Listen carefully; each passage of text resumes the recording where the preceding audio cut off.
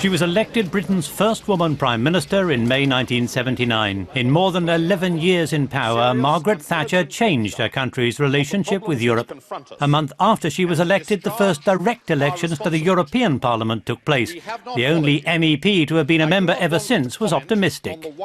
I understood it, although she was very conservative.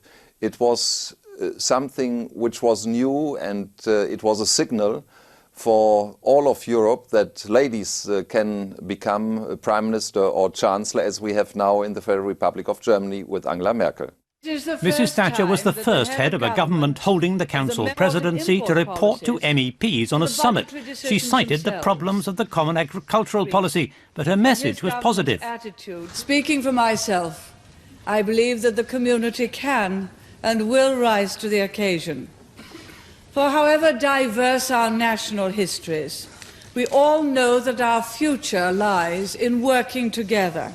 It was in 1984 at the EU summit at Fontainebleau, and not for the first time, that she demanded a rebate for Britain, explaining that the common agricultural policy meant Britain's contributions exceeded its receipts. We are not asking for a penny piece of community money for Britain. What we are asking is for a very large amount of our own money back. Her close friends say Lady Thatcher was growing increasingly suspicious about Europe's direction. Although she supported the single market, she had to negotiate away Britain's veto to get it and got her minister, Lynda Chalker, to sign it.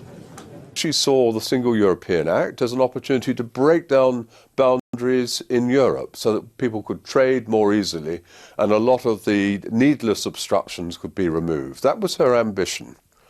And I don't think until later she realised what the political implications of all this might be. When she next addressed the European Parliament in December 1986, her speech was interrupted by Northern Ireland member Ian Paisley, angry at the Anglo-Irish Agreement.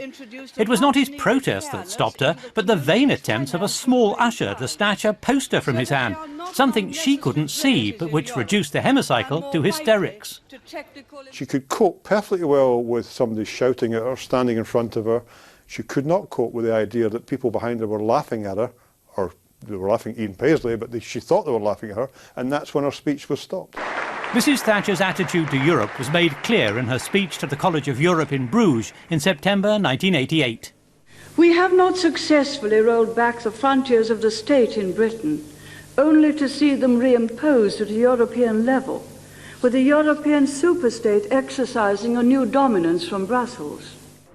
2 years later, Mrs. Thatcher's hostility to Europe and unpopular domestic policies led to ministerial resignations and leadership challenges, and reluctantly she stepped down. But an award-winning film of her life shows her continuing influence on her party and the UK media.